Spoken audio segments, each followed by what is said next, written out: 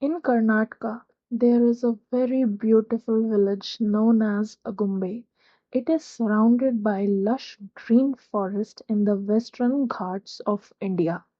This is a beautiful sunset viewpoint from Agumbe, the Rainforest Research Station, where different types of animals and birds are found in Agumbe and are kept there. One of the falls in Agumbe, the Barkana Falls, one of the longest falls in Karnataka.